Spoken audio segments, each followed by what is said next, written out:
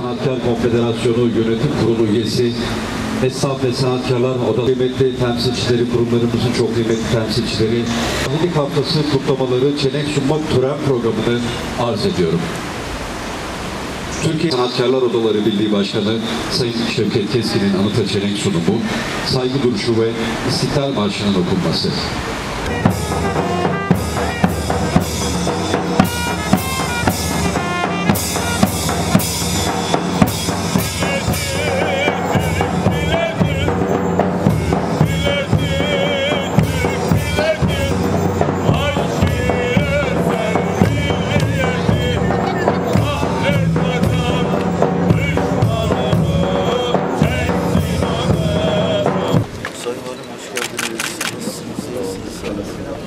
Biraz geri gel abi.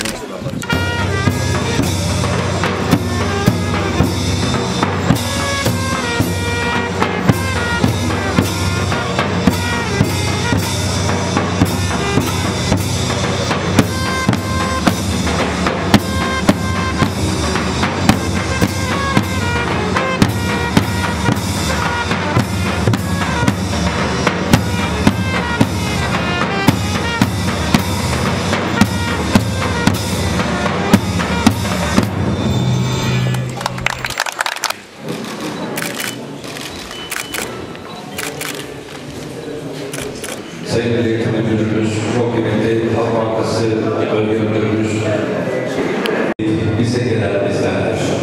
Akıl ve ahlak ile çalışıp bizi geçen bizdendir. Düsturi icralarımızın ve son olarak Sayın Valimizin hitapları olacak.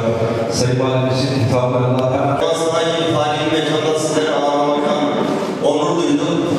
Anadolu'yu karış karış gezen aile evranın takipçileri olarak esnaf ve sanatkarlar camiasının birlik ve beraberlik içerisinde olmasını temenni ediyorum. Ahilik kültürü devam etmesi için de benim burada anne babalara bir çağrım var. Geleceğe olan gençlere önemli bir çağrımız olmuştur. Çocuklarımızı mesleki ve teknik okullara teşvik etmelerini arzu ediyorum. Çok, belki de Türkiye'nin en iyi ahilik haftalarını kutlamaya başlamıştık ama ne yazık ki bugün Batı ilk defa yapıyoruz. Ama vatandaşın, esnafın ilgisi, alakası kendi bayramında, kendi gününde hiçbir zaman büyük bir katkı yapmamıştır. Bu da bizim için, esnaf için gerçekten acı bir gerçektir. Ahilik biliyorsunuz, ahilik sevgidir, saygıdır, hoşgörüdür, kardeşliktir, bolluktur, bereketliktir.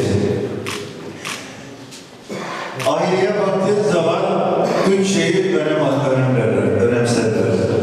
Eline, diline, beline sağlık. Zaten bu üç şeyi yaparsan ailenin geleneklerine ve ailenin kriterlerine çok önemli olduğunu söylersiniz. Adamın biri söylemiş ya, başıma ne geldiyse dilimde geldi. Dilimize sahip çıkmamız lazım. Elimize sahip çıkmamız lazım. Belimize sahip çıkmamız lazım. Sayın Valim'de yakında programları var. Arkadaşlarımızın programları var. Belediye başkanlarımızın programları var. Ben tekrar bu ahilik haftasının ülkemize barış, kardeşlik, huzur getirmesini temenni ediyorum. Başta Malatya Esnaf ve Sanatkarlar Odası Başkanımız Sayın Şevket Keskin'e ve Esnaf Sanatkarlar Camiası'nın bütün paydaşlarına ve bugün bu salonda bulunan bütün esnaf ve sanatkar arkadaşlarımıza sonsuz teşekkürler ediyoruz. Ülkemizin ve dünyanın ara ara girdiği bütün ekonomik krizlerden dönem dönem en çok zorluk ve sıkıntılar çeken camiadır. Ama buna rağmen yakın zamanda Covid-19 pandemisinde hepimiz bunu yaşadık. Bunlara rağmen, bütün sıkıntı ve zorluklara rağmen bu camia her dönem devletinin ve milletinin yanında olmayı kendisine de şiar edilmiş bir camiadan bahsediyoruz. Muhteşem bir sistemimiz var, ahilik sistemi. Yani insanı hedef alan, insana hizmet etmeyi amaçlayan bir muhteşem sistem. Yıllarca denenmiş, işini doğru yapmayanın pabucunu dama atmışlar. Biz beraber Sanayi Bakanımızı ziyaret ettiğimizde kendileri bizim küçük sanayi diye ifade ettiğimiz sanayi sitesine Sivas yoluna taşınması noktasında destek istemiştik Sanayi Bakanımızdan. Biz de Battal Gazi'deki sanayinin Battal Gazi'nin tarihi medeniyetin kalbi olan yerden çıkarıp inşallah bir yer üzerinde çalışıyoruz. Oraya taşıyıp aslına uygun Battal Gazi'nin eski Malatya'nın merkezini inşa edeceğiz. Böyle güzel bir mekanda, tarihi bir mekanda bu organizasyonu yaptıkları için ben başta Şevket Başkanıma, Ali Başkanıma çok teşekkür ediyorum. Sözünü aldık, inşallah önümüzdeki yılda bizim Yeşilyurt Lezzet Caddesi'nde benzer güzel bir programı da devam ettiririz şeklinde de bir bilgi vereyim. Biz şuna inanıyoruz, yani bir şey iyi niyetli bir şekilde başlarsa, iyi niyetli bir şekilde ilerler. İnşallah 500 tane de Malatya'ya müjdesi olacak diye düşünüyorum. Çünkü Çevre ve Şehircilik Bakanlığımızla yapmış olduğumuz görüşmede buraya da 500 TOKİ tarafından yapılacak iş yeri yapılması noktasında mutabakat sağladı. Ayrıca 1500 tane biz ilgili sektörler bazında dükkanlar yaparak o 3000 bölümlük yere 2000 iş yeri yaparak Malatya'daki esnafımızın daha sağlıklı, daha iyi koşullarda, daha imkanları elverişli ortamlarda hizmet vermesine de gayret göstereceğiz.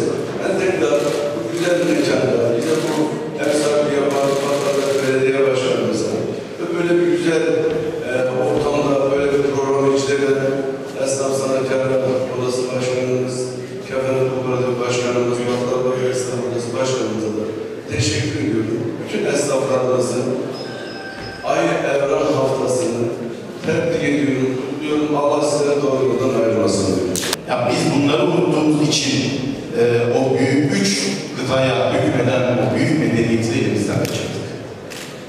Bu işte biraz önce Oda Başkanımız şikayet etti ya, buralar niye dolmadı? Nerede bizim esnaf dedi? Doğru mu? Nerede bizim esnaf? Çünkü esnaf biraz önce bahsedildi. Google'dan bakıyor ya, o ahilik nedir, ne değildir. Halbuki bizim ruhumuza işlemiştir. Bizi biz yapan bu ahiliğin temel ilkeleridir. Biraz düşünürseniz aslında Atatürk'ün dediği gibi tekrar Ati'nin ufkunda bir güneş gibi doğacaktır da. Mesela şöyle düşünelim, bizim çocukluğumuzun biraz önce Yeşilyurt Belediye Başkanı'nın bahsetti. Benim burada o dükkan var. Dükkanların isimlerini hatırlayın. Kanaat Belde, Azim Kuyumcu. Değil mi? Bunlar hep ahilik kültürünün ifadeleri. Bizim biraz önce Büyükşehir Belediye Başkanımız çok güzel saydı o yüksek değerleri. Bir şey yok ama biliyor musunuz? Ne yok? Rekabet, bugünkü dünyayı şekillendiren maalesef işte o kapitalizmin bize dayattığı, o Fransız Fukuyama'nın da çok övdüğü ama dünyayı mahveden o kör kapitalizmin, vahşi kapitalizmin bize dayattığı temel ilke rekabettir. Yani suyu da, toprağı da, insanı da sömür, hep de kazan. Kazan, önemli olan kazanmak. Bizim ahilik kültürümüzde bu yok. Biz yaşarız ve yaşatırız. Bizde hassas olan şey bolluktur, kıtlık olmasın.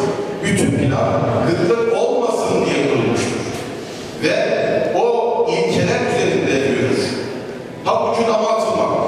Değil mi? Hala kullanıyoruz değil mi? Yanlış yaparsan seni bu piyasadan sileriz demek.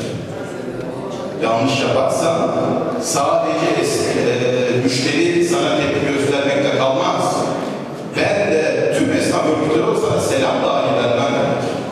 Şimdi böyle bir kültür, bir medeniyet inşa ediyor. Bu medeniyet işte bu topraklarda bir müddet kalıyor. Yoksa kalamazsınız. Kaldırmazlar. Burada yok ederler. Bir başka hassas nokta, zannediyorum Borsa Başkanımız bahsetti.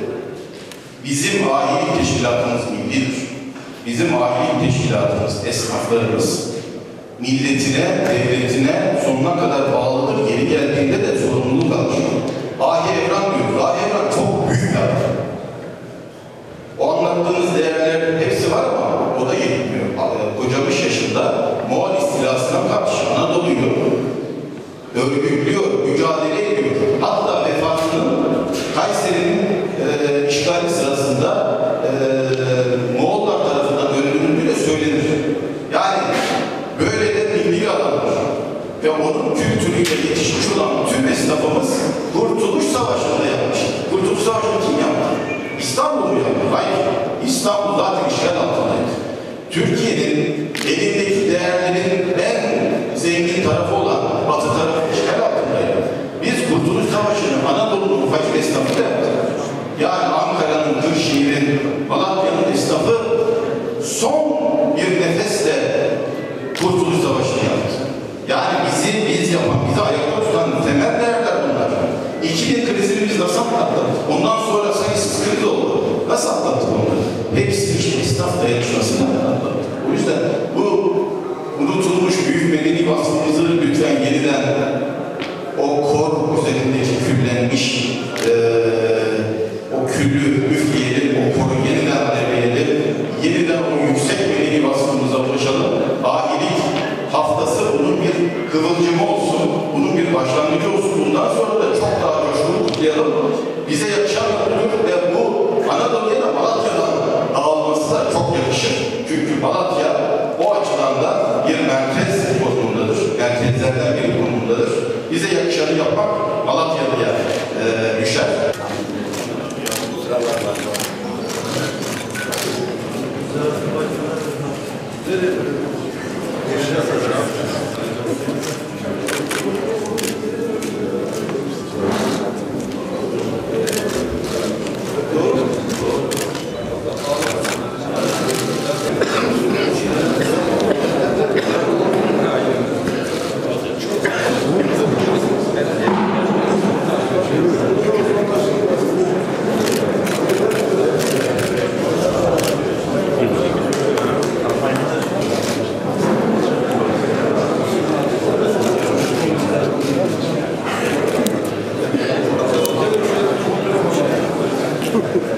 Evet, tebrikler.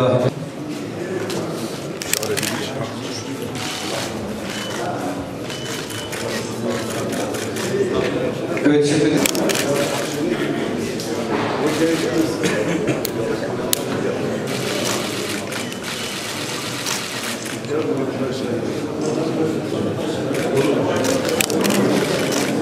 Teşekkürler bakanım.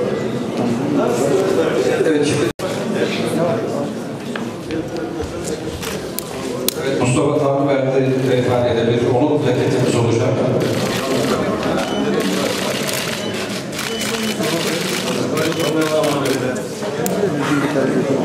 Evet, Mustafa Tanrıverdi plaketini de takdim ediyoruz. Tebrik ediyoruz kendilerini. Tamam çeksinler başkanlar baksın.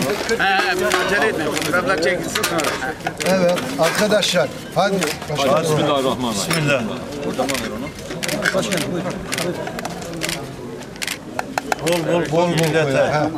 Evet. Abi iyi yarım tarafa götürün. Evet. Hadi. Başlık var mı orada? Kaşık şeyin orada var. Kaşık şu arkada var abi. Buradan gel kaşığı buradan alayım.